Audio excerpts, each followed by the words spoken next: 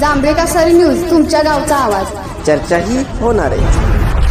वस्तुस्थिती आहे ती मांडण्याचं काम फार मोठं आपल्या सोशल मीडियानं आमची पत्रकार बंधूंनी जे केलं, निवडणुकीपूर्वीही आणि निवडणुकीनंतरही ज्यांनी ठामपणे त्या ठिकाणी आपल्या तालुक्याची भूमिका मांडण्याचं काम केलं, ते सर्व पत्रकार बंधू आणि सर्व आलेले सर्व माझे सहकारी मित्र. खरोखर आज पन्हाळ्यावरती उत्साह बघितल्यानंतर खरोखर आज या ठिकाणी सभापती आणि उपसभापती निवडीला जे आलेले आहेत सर्व कार्यकर्ते, ते एक विकासाचं पर्व घेऊन आलेले आहेत. विकास व्हावा आणि खरोखर श्वास मोकळा घेतला असं आज पंचायत समितीने म्हणलं तर सुद्धा ते चुकीचं होणार नाही.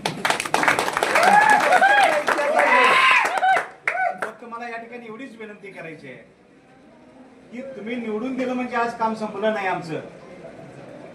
तर निवडून आलेल्या सभापती असतील, उपसभापती असतील किंवा त्यांना सहकार्य करणारे सर्व आमचे पंचायत समिती सदस्य असतील, जिल्हा सदस्य असतील, त्यांच्याकडून 5 वर्ष सातत्यानं काम करून घेणं हे फार सगळ्यात महत्वाचं आहे आणि ते तुम्ही करून घेतल्याशिवाय राहणार नाही एवढी मला खात्री आहे.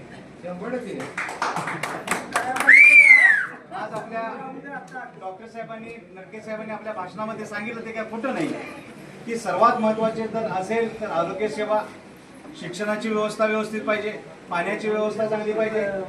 प्रत्येक गोष्टीमध्ये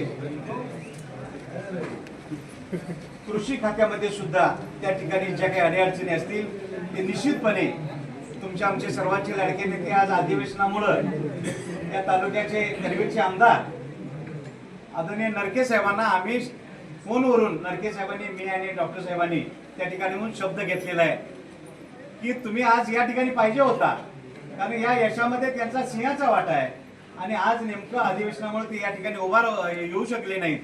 परंतु मी आपल्या सर्वांच्या साक्षीने सांगतो, ज्या दिवशी रवींद्र पाटील साहेबांचा आणि आमच्या भारतीताईंचा ज्या दिवशी कार्यालय प्रवेश असेल त्या दिवशी आमदार साहेब उपस्थित राहतील आणि नुसतं उपस्थित राहणार नाही तर आदरणीय या राज्याचे लाडके उपमुख्यमंत्री आदरणीय शिंदे साहेब, आमच्या राष्ट्रवादी काँग्रेस पार्टीच्या राष्ट्रीय अध्यक्षा आणि या राज्याच्या लाडक्या उपमुख्यमंत्री सुनेत्राताई वहिनी साहेब यांच्या माध्यमातून या जिल्हा सदस्य आणि पंचायत समिती सदस्यांना फुल नाही फुलाची पाकळी म्हणून काहीतरी फंड घेऊन या ठिकाणी उपस्थित राहतील अशी मी या ठिकाणी आशा बाळगतो.